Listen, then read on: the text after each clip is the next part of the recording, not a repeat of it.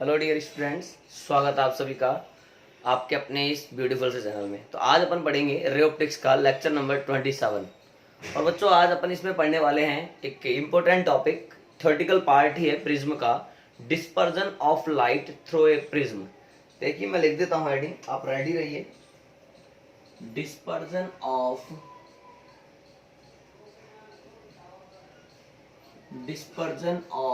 Light यानी प्रकाश का विक्षेपण, dispersion of light through a prism. Okay, Hindi में लिख देता हूं बच्चों, प्रिज्म से प्रकाश का विक्षेपण या फिर इसको विपाटन भी हम लोग कहते हैं। क्लियर? अब ये क्या होता है, देखिए विक्षेपण या विपाटन का मतलब यानी डिस्पर्जन का मतलब यहाँ पर निकलता है बटने से, स्प्लिटिंग से। कहने का मतलब अभी हम इसके बारे में बात करेंगे, उससे पहले मैं आपको कुछ छोटी छोटी बातें समझा दूं, वो आप देखते जाइए। जैसे इसका फर्स्ट पॉइंट अपन ने ले लिया, जैसे अपन ने कहा कि मोनोक्रोमेटिक लाइट, थोड़ा सा लाइट के टाइप्स के बारे में समझ लेते हैं बच्चों। ठीक है, ये क्या होता है? देखिए ऐसा लाइट जिसकी फ्रीक्वेंसी एक ही हो या उसका रंग एक ही हो, वो कहलाती है monochromatic light. The light of one frequency and one color is known as monochromatic light। बात समझना, ठीक है? यानी एक आवर्ती एवं एक कलर की लाइट को क्या कहा जाता है? एक वर्णीय प्रकाश कहा जाता है, मोनोक्रोमेटिक लाइट कहा जाता है। हिंदी में इसको लिख सकते हैं एक वर्णीय प्रकाश, मोनोक्रोमेटिक लाइट। क्लियर? अच्छा, इसी प्रकार सेकंड पॉइंट की बात करूं बच्चों, तो वो होता है द्विवर्णीय प्रकाश यानी बाइक्रोमेटिक लाइट। ओके, इसको हिंदी में कहते हैं बच्चों द्विवर्णीय प्रकाश। समझदार हैं आप लोग क्या? कि sir the light of two colours,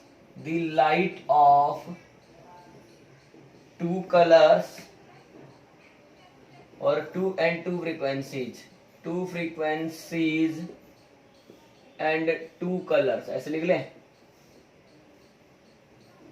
colours is known as bichromatic light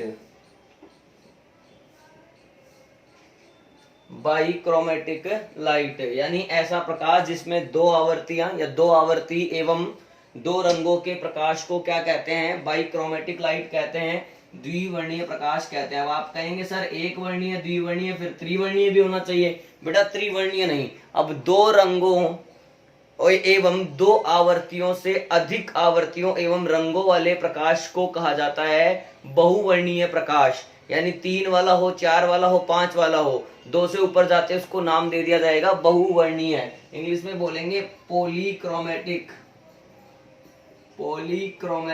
light, इसको कहेंगे अपन बहुवर्णीय प्रकाश।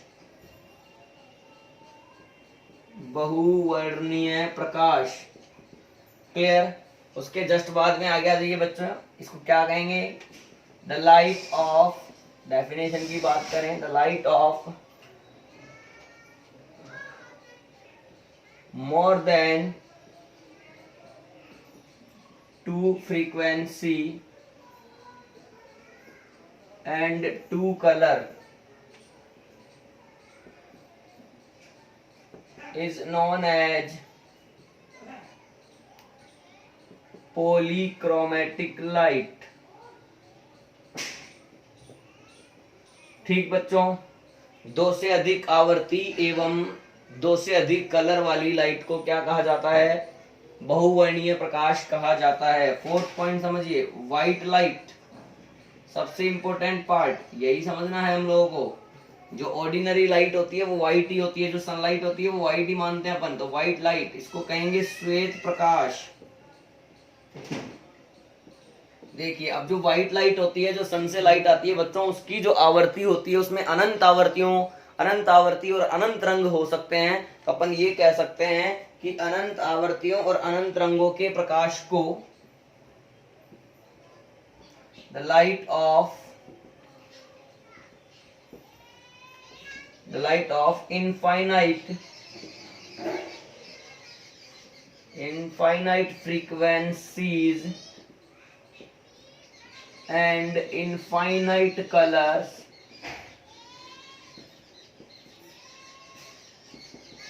is known as, बोला बच्चा क्या कहेंगे इसको? White light. तो बेसिक पार्ट अपन ने पढ़े अभी, क्या बोले हैं? एक वर्णीय मोनोक्रोमेटिक का मतलब है जिसकी फ्रीक्वेंसी एक हो और कलर एक हो, वो कहलाएगा मोनोक्रोमेटिक। बाइक्रोमेटिक का मतलब जिसकी फ्रीक्वेंसी भी दो हो और कलर भी उसमें कितने हो? दो हो, वो कहलाता है बाइक्रोमेटिक। पॉलीक्रोमेटिक, दो से ज्यादा कलर और फ्रीक्वेंसी वाले लाइट को कहते हैं पॉलीक्रोमेटिक, बहुवर्णीय प्रकाश। व्हाइट लाइट जिसमें इनफाइनाइट फ्रीक्वेंसी और इनफाइनाइट कलर हो, देन वो कहलाएगा हमारा व्हाइट लाइट। अब इतना अगर हम लोगों को समझ में आ गया बच्चों, तो फिर अब ये डिस्पर्जन ऑफ लाइट क्या होता है जरा हम इसको देख लेते हैं। पहले आप सुनिएगा, फिर मैं इसको मिटाने के बाद जस्ट उस सुई को चित्रकारी से भी आप लोगों को समझा दूंगा। पहले समझना डिस्पर्जन ऑफ लाइट क्या है। यानी जब भी व्हाइट लाइट, कौन सी लाइट बच्चों? White light. जब व्हाइट लाइट को प्रिज्म पर इंसिडेंट किया जाता है, बात समझना, जब व्हाइट लाइट को किसी प्रिज्म पर इंसिडेंट किया जाता है तो यह अपने इंग्रेडिएंट कलर्स, जो कि 7 कलर्स हैं, अपने इंग्रेडिएंट कलर यानी 7 कलर्स में स्प्लिट हो जाती है। Then this process is known as dispersion of light. कहने का मतलब जैसे श्वेत प्रकाश को प्रिज्म पर आपतित किया जाता है तो वह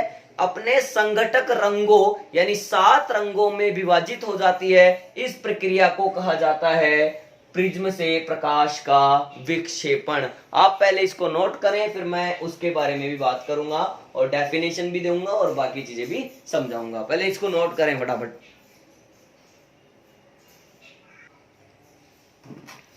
कर लिए बच्चों नोट? अब देखिए, अब अपन बेसिकली बात कर लेते हैं डिस्पर्जन की, कि भैया ये डिस्पर्जन क्या चीज है। अभी तो मैंने आपको जो लाइट्स के टाइप थे वो समझा दिए, जैसे मोनोक्रोमेटिक, पॉलीक्रोमेटिक, बाइक्रोमेटिक, व्हाइट लाइट। अब यहाँ पर डिस्पर्जन क्या होता है, मेन टॉपिक हमारा यही है।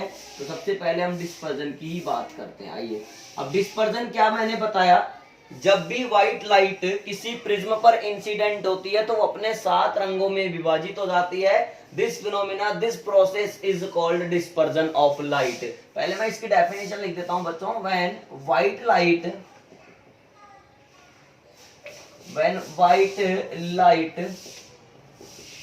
is incident on a prism, then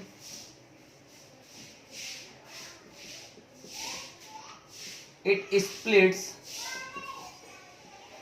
into its ingredient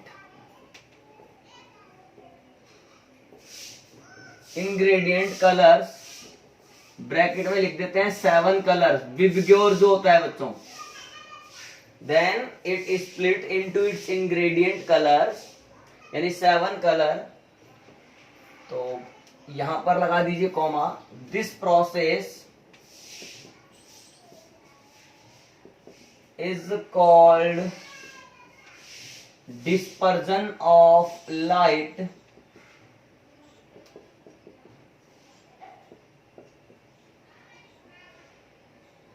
through a prism. इसको क्या कहते हैं? प्रिज्म से प्रकाश का विक्षेपण कहते हैं। क्लियर है यहां तक बात आपको? अब मैं चित्रकारी से समझाता हूं। आइए, मैंने कहा बच्चों कि ये मेरे पास कोई प्रिज्म है, समझना। मेरे पास में ये क्या है भैया? प्रिज्म है। अब मैंने कहा यहां से हमने क्या करा, इस पर एक व्हाइट लाइट को इंसिडेंट करा, ये व्हाइट लाइट है। जैसे ही प्रिज्म पर व्हाइट लाइट को इंसिडेंट किया जाता है तो यह अपने 7 रंगों में विभाजित हो जाती है। अब समझना, जाना था इसको ऐसे, लेकिन डेविएट होती है, और डेविएट होकर के क्या बनाती है बच्चों, ये एक स्पेक्ट्रम बनाती है। क्या बनाती है? स्पेक्ट्रम 7 कलर्स का। अब बात यह है कि सर ये जो कलर्स आप ले रहे हो, इनमें ये कलर कौन कौन से हैं वो भी जरा हम लोगों को बता दीजिए। बेटा ये जो कलर होते हैं वो होते हैं इस तरह से, आप इसको ऐसे याद रख सकते हैं 7 कलर्स को विबग्योर के नाम से। मैं थोड़ा इधर लिख लेता हूं, और भी विबग्योर है ना। अच्छा, ये वी का मतलब क्या होता है बच्चों? वोयलेट होता है। क्लियर? आई का मतलब आपका क्या होता है? यहाँ पर इंडिगो होता है। इस बी का मतलब होता है ब्लू, देख लो, ठीक है, ऐसा छोटा छोटा लिख लेना आप भी। ये ग्रीन होता है, ये बच्चों हमारा येलो होता है, ये हमारा ऑरेंज होता है, ये हमारा रेड होता है। क्लियर है? अब अभी रुक जाओ आप। क्लियर? सबसे पहले ध्यान से देखना, मेरी बात समझना। जब हम वोयलेट से रेड की तरफ, यानी इससे इस तरफ चलते हैं, क्लियर है, तो हम लोगों को पता है इन सारे कलर्स में सबसे ज्यादा वेवलेंथ किसकी होती है बच्चों? रेड की होती है। यानी कुल मिलाकर ये कहा जा सकता है कि इधर से इधर जाने पर लैम्डा इंक्रीज होता है, और अगर लैम्डा इंक्रीज होता है तो म्यू डिक्रीज होता है। हाँ या ना? बात समझना। और अगर म्यू डिक्रीज होता है तो डेविएशन एंगल जो होता है वो भी डिक्रीज होता है। बात समझ में आ रही है क्या?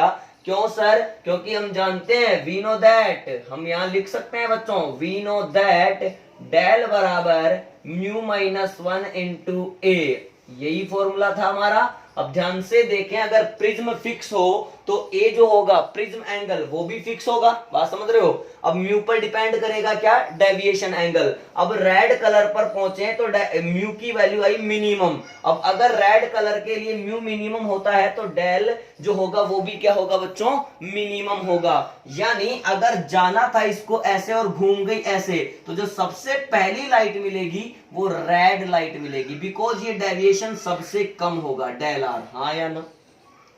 और सबसे लास्ट में अगर कोई मिलेगा तो वो कौन मिलेगी बच्चों? बताओ जरा फटाफट से। सर सबसे लास्ट में अगर कोई हम लोगों को मिलेगा तो वो मिलेगा वोयलेट, क्योंकि वोयलेट का जो डेविएशन होगा वो सबसे ज्यादा होगा, डेल वी। समझ रहे हो क्या?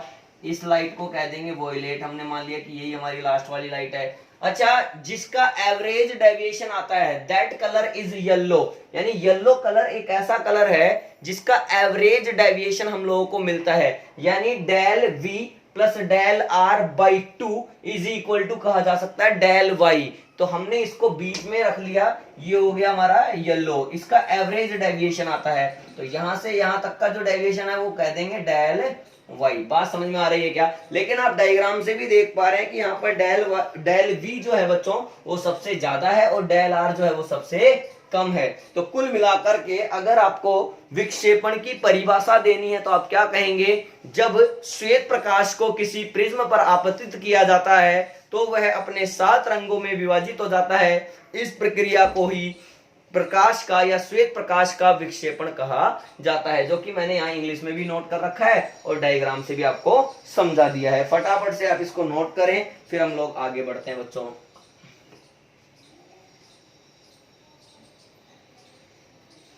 हो गया नोट? हो गया क्या बच्चों नोट? ठीक है, आ जाइए अब आगे बढ़ते हैं।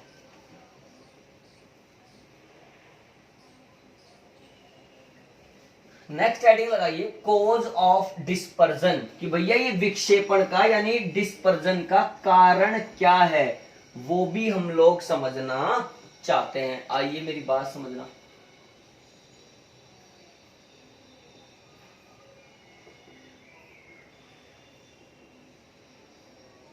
कोज ऑफ डिस्पर्जन, विक्षेपण का कारण।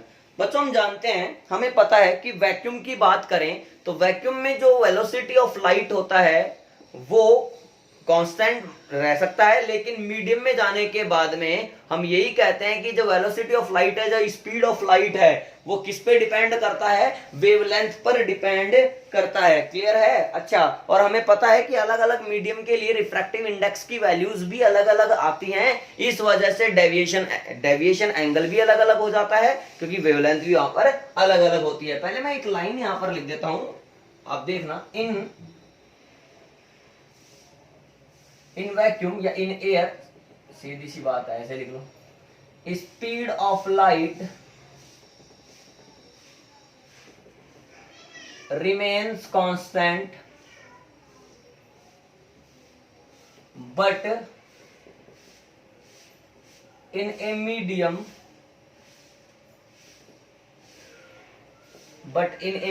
Speed of light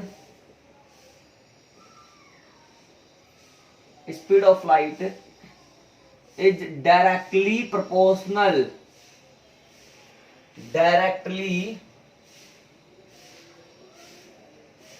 proportional to the wavelength of medium.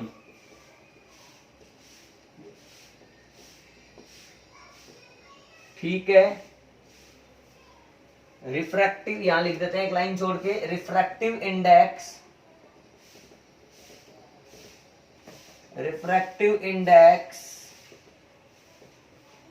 of different mediums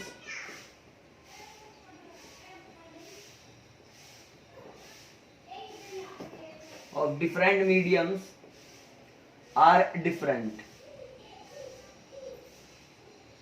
ठीक है, अलग अलग मीडियम्स के लिए जो रिफ्रैक्टिव इंडेक्स है वो भी क्या होता है? अलग अलग होता है। हमने कहा कि वैक्यूम में तो वेलोसिटी ऑफ लाइट जो है या स्पीड ऑफ लाइट जो है वो कांस्टेंट रहता है, लेकिन मीडियम में जाने के बाद cm यानी speed of light in medium is directly proportional to wavelength of medium.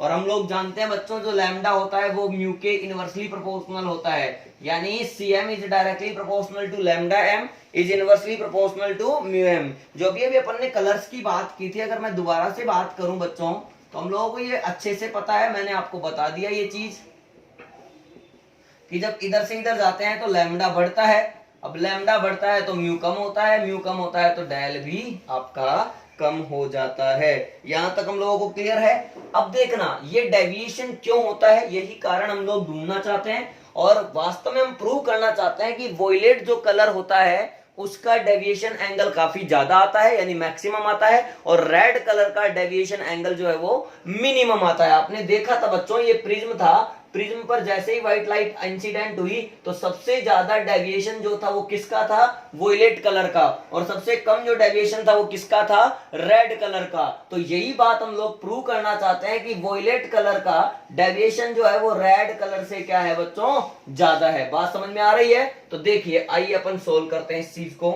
We know that, यहां देखते रहना आप,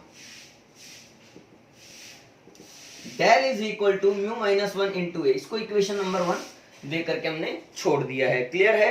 अब इसको भूल जाइए, अभी प्रूव करेंगे। पहले अपन कुछ और प्रूव करते हैं, यानी जो रिफ्रैक्शन एंगल है वो किस कलर के लिए ज्यादा आएगा और किस कलर के लिए कम आएगा, ये भी जरा हम जानना चाहते हैं, क्योंकि कई बार ये क्वेश्चन भी पूछ लिया जाता है। भाई स्नेल्स लो, आइए, हमने करा mu one sine I is equal to mu two sine R, समझना ये हो गया मेरा 1 into sine I is equal to mu M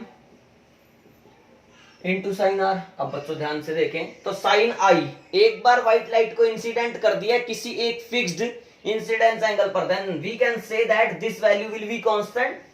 this implies mu M sine R बराबर हम लोग कहेंगे कांस्टेंट। इसका मतलब sine R is inversely proportional to हो गया म्यू एम। बात समझ रहे हो? इसका मतलब, अब ध्यान से देखना, इसको मैंने कहा equation number 2, since mu of violet is less than mu of violet is greater than mu of red, hence sine R, बात समझना, साइन आर, देखो अगर वॉयलेट का रिफ्रैक्टिव इंडेक्स ज्यादा है तो उसका रिफ्रैक्शन एंगल के साथ जो साइन है वो क्या रहेगा? कम रहेगा, यानी sine R for violet colour is less than sign R for red color. This implies R for violet color is less than R for red color. इस तरह से हमारे पास एक ये रिजल्ट आ गया कि जो रेड कलर के लिए रिफ्रैक्शन एंगल होता है वो ज्यादा होता है और वोयलेट कलर के लिए रिफ्रैक्शन एंगल कम होता है। अगेन हम इस फॉर्मूले में आ जाते हैं बच्चों, हम लोगों को रेड की और वोयलेट की बात करनी है। तो मैंने पहले इस फॉर्मूले में एक बार रेड कलर के लिए डेविएशन एंगल नोट करा, एक बार वोयलेट कलर के लिए डेविएशन नोट करा। तो अगेन लिख लेते हैं यहां पर deviation angle for red colour. ठीक है, जैसे ही मैंने रेड कलर के लिए नोट करा तो del R is equal to mu R minus 1, क्योंकि आर के लिए रेड के लिए रिफ्रैक्टिव इंडेक्स अलग होगा, mu R minus 1 into A. Equation number इसको कहा फोर्थ। फिर से लिख लिया deviation angle for violet colour. तो del v is equal to mu v minus 1 into A. Equation number 5। दोनों को डिवाइड कर लो बच्चों। तो देखो from equation 4th and 5th दोनों को डिवाइड करेंगे, del v upon del R, A से कैंसिल हो जाएगा, mu v minus 1 upon mu R minus 1। Equation number इसको कह दिया अगला। बोले तो कौन सा आएगा अगला हमारा 6। ओके, अब वापस से वी नो दैट, हम लोगों को क्या पता है वो देखो। हम लोगों को पता है कि mu violet is greater than mu R. इसका मतलब mu violet minus 1 is greater than mu R minus 1। दोनों तरफ सेम प्रोसेस कर सकते हैं, इधर भी माइनस 1 कर दिया, उधर भी माइनस 1 ले लिया। अब बच्चों इसको इधर ले आओ तो mu V minus 1 upon mu R minus 1 is greater than 1। इसका मतलब ये तो इस तरह का रिजल्ट बन गया, इसको कह दिया इक्वेशन नंबर 7। अब 6 और 7 को ध्यान से देखो तो इस वाले टर्म की वैल्यू 1 से ज्यादा है, तो इसका मतलब del V upon del R की वैल्यू भी 1 से ज्यादा होगी। From equation 6 and 7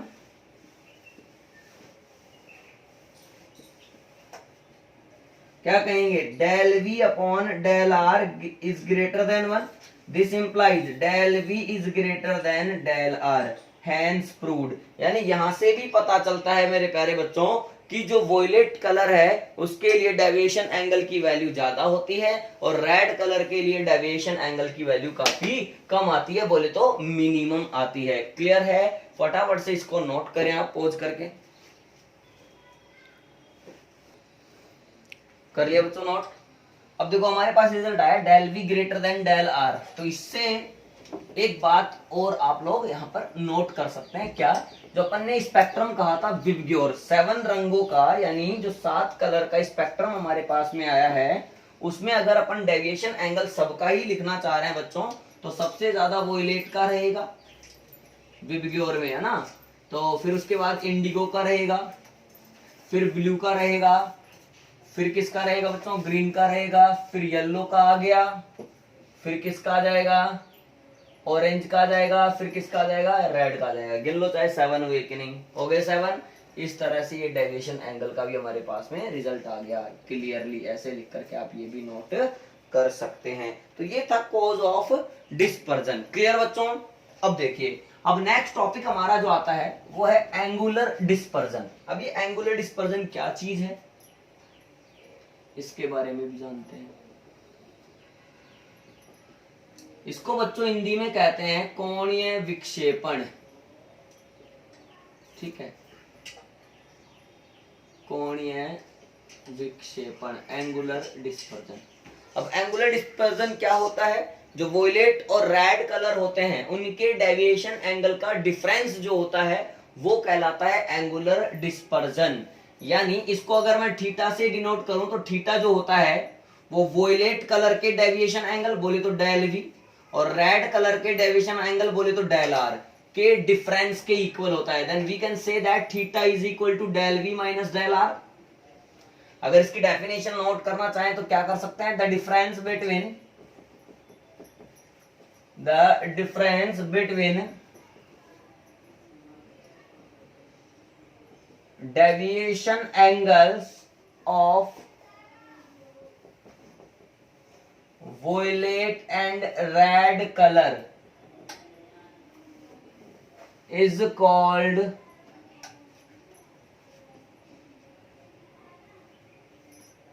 angular dispersion. Is called angular dispersion. यानी थीटा हो गया del V minus del R, इसको लिख सकते हैं it is denoted by theta. Then theta है del V minus del R. अब यहां पर डेल वी की वैल्यू लिख लो, mu V minus 1 into A minus mu R minus 1 into A. थोड़ा सोल्व करते हैं बच्चों, आइए। याद आएगा म्यू वी, ए तो साइड में रख लो, कॉमन है पूरे में, तो mu V minus 1 minus mu R plus 1, sign change हो गए, माइनस 1 से प्लस 1 कैंसिल, तो थीटा की वैल्यू आ गई A into mu V minus mu R. यानी यहां से समझ में आता है कि जो अपना एंगुलर डिस्पर्जन है वो प्रिज्म एंगल और रिफ्रैक्टिव इंडेक्स पर डिपेंड करता है। तो अपन लिख सकते हैं इट इज क्लियर दैट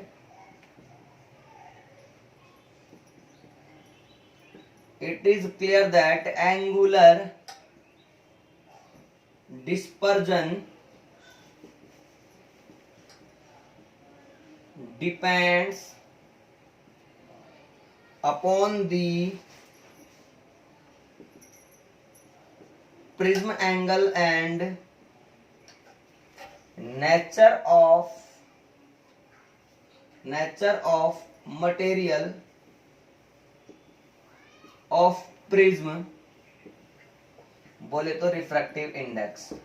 ठीक है, रिफ्रैक्टिव इंडेक्स पर और प्रिज्म एंगल पर डिपेंड करता है आपका क्या, थीटा, यानी एंगुलर डिस्पर्जन। कुल मिलाकर एंगुलर डिस्पर्जन जो है वो वोयलेट और रेड कलर के डेविएशन एंगल का डिफरेंस होता है, उसी को हम लोग क्या कहते हैं बच्चों, थीटा कहते हैं, यानी एंगुलर डिस्पर्जन कहते हैं। इसके बाद का टॉपिक देखिए आप, एवरेज डिस्पर्जन। नेक्स्ट टॉपिक हमारा है एवरेज डिस्पर्जन, आप नोट करते चलिए बच्चों। एवरेज डिस्पर्जन, मैंने कहा था एवरेज डिस्पर्जन की जगह आप इसको ज्यादा अच्छा कह दो बच्चों, एवरेज डेविएशन। एवरेज डेविएशन कह दो इसको, ठीक है, यानी औसत विचलन। हिंदी में क्या कहेंगे इसको, औसत विचलन। अब ये औसत विचलन क्या है, मैंने कहा था कि एवरेज डेविएशन जो आता है वो येलो कलर का आता है। किसका आता है बच्चों, येलो कलर का। अब औसत आएगा कैसे, maximum deviation plus minimum deviation upon 2 is equal to average deviation. अब बात समझना, मैक्सिमम डेविएशन किसका आता है, वोयलेट कलर का, और मिनिमम किसका आता है, रेड कलर का। Then we can say that del v plus del r upon 2 is also known as average deviation। तो अपन यहां पर लिख लेते हैं बच्चों कि देखिए हाफ ऑफ या मीन ऑफ, ऐसे लिख लूं ज्यादा अच्छा है, mean of deviation angles of violet and red colour, mean of deviation angle of violet and red color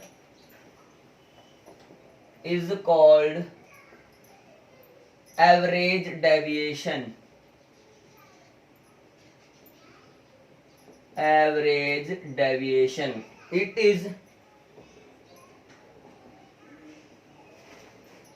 is equal to the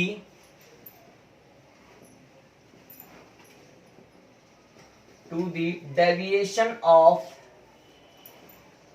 yellow color। ठीक है, तो अब देखना डेल एवरेज जो होगा वो होगा del V plus del R upon, इधर लिख लेते हैं बच्चों थोड़ी जगह बचा के, del average is equal to होगा del V plus del R by 2, जिसको कहेंगे डेल वाई। ये हमारा आंसर हो गया, मतलब यही हमारा मेन चीज है। इसको अगर आप प्रूव करना चाहते हैं तो टू प्रूव। अब प्रूव करने के लिए आप क्या करें बच्चों, डेल आर और डेल वाई की वैल्यू लिख करके यहाँ पुट कर दें। तो देखो क्या बोलेंगे, del V is equal to mu V minus 1 into A, del R is equal to mu R minus 1 into A. Hence del average is equal to, यहां उठा के रखो, mu V minus one into A plus mu R minus one into A by two. बात समझ रहे हो क्या? आगे बढ़ते हैं बच्चों, ध्यान से देखना। ए पूरे में कॉमन आ रहा है, ले लेंगे, कोई दिक्कत नहीं है। तो del average is equal to मेरे पास आया, तो म्यू वी और म्यू आर को एक साथ लिख लो, mu V plus mu R, और इन दोनों का सम करके 2 का डिवाइड कर दो, कर दिया, ओके। ए तो बाहर हो जाएगा पूरे से ही, माइनस वन कितना हो गया, माइनस का 2 अपॉन, इसमें भी 2 का डिवाइड लगेगा और बाहर क्या हो जाएगा, ए। क्लियर? तो आंसर क्या आया, del average is equal to mu V plus mu R by 2 minus 1 into में ए। बात समझना।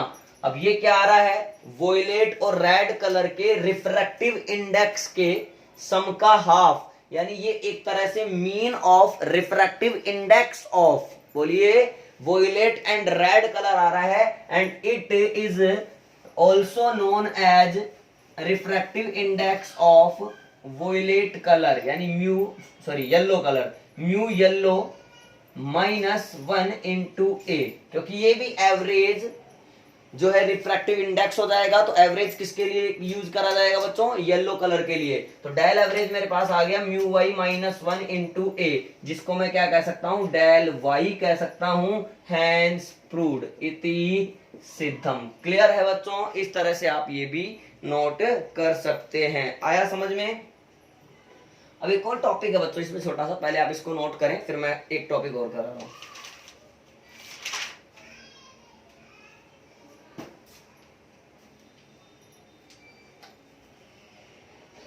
हो गया? अब देखिए, आइए नेक्स्ट टॉपिक नोट करते हैं। नेक्स्ट टॉपिक है डिस्पर्सिव पावर, विक्षेपण क्षमता। Dispersive power,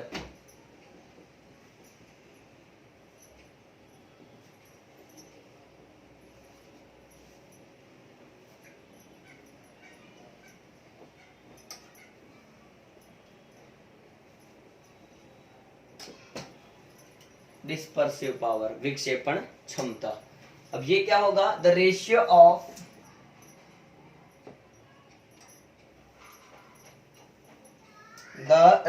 of angular dispersion, यानी थीटा,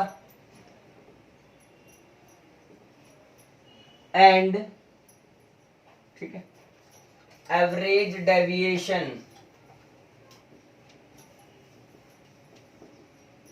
डेल एवरेज या डेल वाई कह सकता हूं। The ratio of angular dispersion and average deviation is called dispersive power. यानी कहने का मतलब, जो कोणीय विक्षेपण होता है, एंगुलर डिस्पर्जन होता है, और जो हमारा एवरेज डेविएशन होता है, उन दोनों के रेशियो को क्या कहा जाता है, डिस्पर्सिव पावर कहा जाता है। और इसको किससे डिनोट किया जाता है बच्चों, ओमेगा से।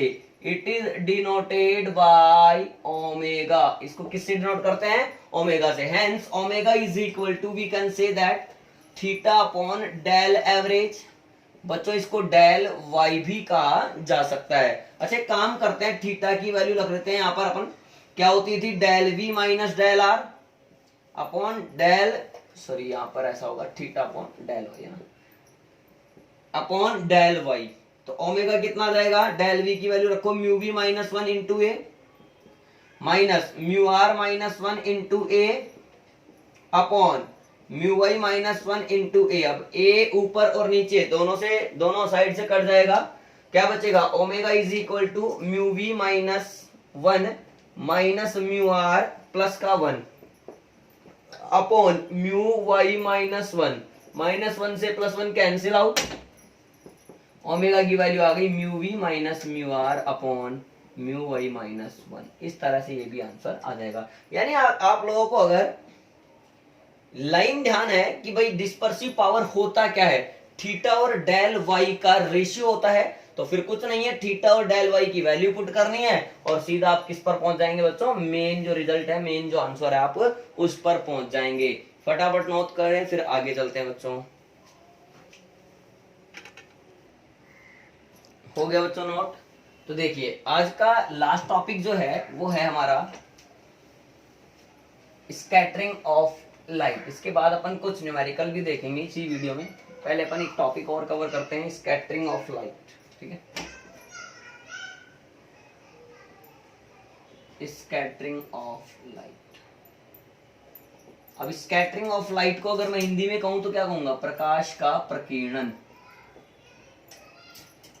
प्रकाश का प्रकीर्णन। ठीक है, कहने का मतलब जब व्हाइट लाइट यानी जो कि 7 कलर्स का मिक्सचर होता है, उनका कॉम्बिनेशन होता है, वो जैसे ही एटमॉस्फेयर से गुजरता है, वायुमंडल से गुजरता है, तो वायुमंडल में जो भी उपस्थित कण होते हैं उनके द्वारा ये जो प्रकाश है वो विभिन्न दिशाओं में प्रसारित हो जाता है, विभिन्न दिशाओं में फैल जाता है। This process is known as scattering of light. मैं यही कहना चाह रहा हूं बच्चों कि जब भी लाइट जो होता है जैसे ही एटमॉस्फेयर से ट्रेवल करता है, तो due two particles present in the atmosphere it scattered into different direction. This process is known as scattering of light. Clear है? अच्छा बच्चों, स्कैटरिंग जो होता है यानी स्कैटरिंग ऑफ लाइट जो होता है वो डिपेंड करता है किसी भी पर्टिकुलर रंग के लिए उसकी वेवलेंथ पर। अगर आपको कहना है कि भाई किसी रंग की वेवलेंथ कम है तो उसकी स्कैटरिंग ज्यादा होगी, और किसी रंग की वेवलेंथ ज्यादा है तो उसकी स्कैटरिंग कम होगी, यानी ये इनवर्सली प्रोपोर्शनल वाला चक्कर होता है। पहले अपन इसको लिख लेते हैं बच्चों, पूरा थ्योरी है तो लिख लेता हूं, मैं लिख के बता देता हूं आप लोगों को। व्हेन व्हाइट लाइट, ब्रैकेट में लिख देते हैं combination of 7 colour,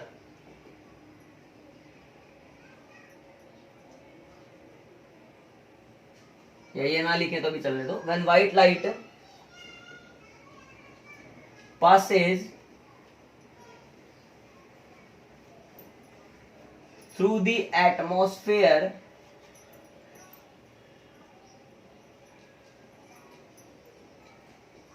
then it is scattered in different directions या various directions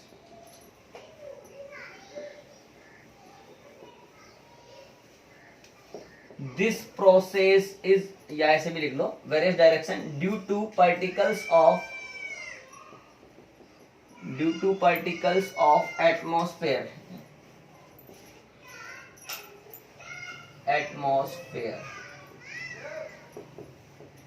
This process is called scattering of light.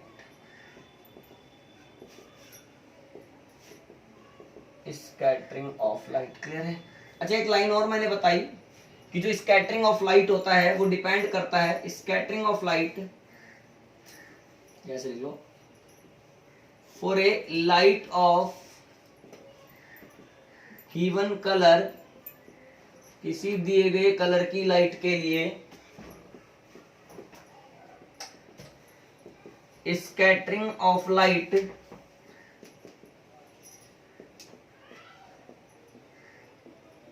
depends upon the wavelength of it.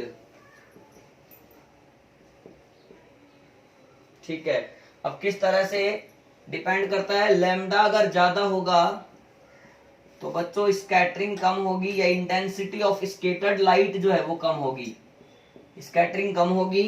और अगर हमारा लैम्डा कम होगा तो स्कैटरिंग हमारी ज्यादा होगी। बात समझ में आ रही है? उल्टा चक्कर है। क्लियर? अच्छा यही कारण है जो प्रकाश का प्रकीर्णन होता है उसी की वजह से हमें आकाश का रंग कैसा दिखाई देता है? नीला दिखाई देता है। As a result of it, ये भी लाइन लिख लेते हैं अपन, colour of sky is blue. आकाश का जो रंग है वो कैसा दिखाई देता है बच्चों? हम लोगों को ब्लू दिखाई देता है। फटाफट नोट करें, फिर हम न्यूमेरिकल की तरफ बढ़ जाएंगे। तो बच्चों कर लिया नो। अब एक न्यूमेरिकल करते हैं। देखिए आप लोग करके दिखाएंगे, ठीक है? आइए हमने कहा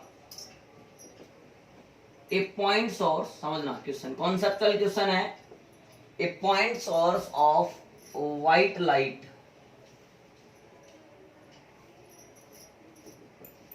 a point source of white light यानी श्वेत प्रकाश का एक बिंदु स्रोत is present at some depth from the water surface,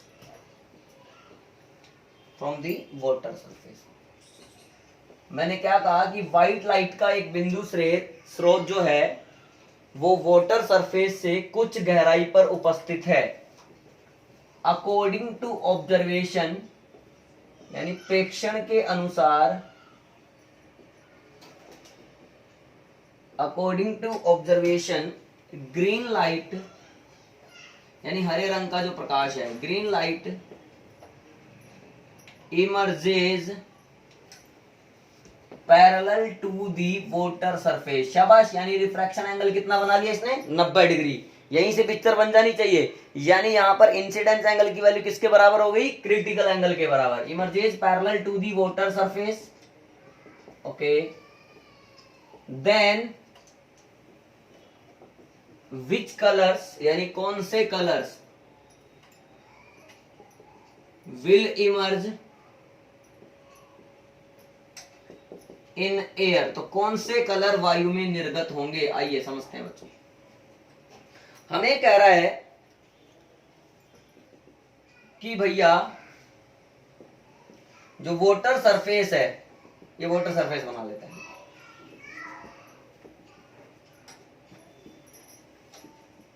इससे कुछ गहराई पर एक point source of white light है, ये रहा, इसको कहेंगे अपन point source of white light.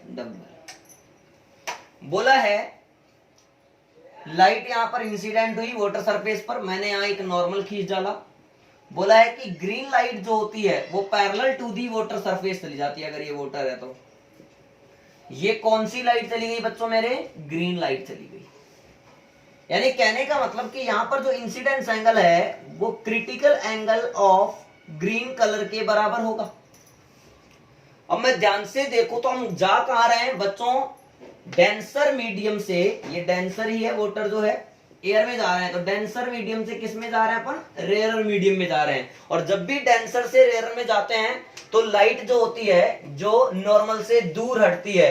जैसे जैसे इंसिडेंस एंगल की वैल्यू बढ़ती है वैसे वैसे रिफ्रैक्शन एंगल भी बढ़ता है, और जब इंसिडेंस एंगल की वैल्यू क्रिटिकल के बराबर हो जाती है उस कंडीशन में रिफ्रैक्शन एंगल 90 डिग्री हो जाता है। और जब इंसिडेंस एंगल क्रिटिकल से ज्यादा हो जाता है तो लाइट वापस सेम मीडियम में लौट जाती है। तो हम लोगों को यही पूछा है, तो कौन सी तो लाइट अंदर आ जाएगी, मैं ऐसे पूछ सकता था, कौन सी लाइट अंदर रह जाएंगी, यानी कौन से कलर की लाइट अंदर रह जाएंगी और कौन से कलर की लाइट एयर में इमर्ज हो जाएंगी। अब ध्यान से देखें बच्चों, तो हम लोगों को पता है कि यहाँ पर आई जो आ रहा है वो थीटा सी ऑफ ग्रीन आ रहा है। अब थीटा सी ऑफ ग्रीन आ रहा है तो पहले आप देखिए, हम जानते हैं विबग्योर में अगर मैं बात करूं 7 कलर्स में, ध्यान से देखना, इधर से इधर जाने पर लैम्डा बढ़ता है और म्यू कम होता है।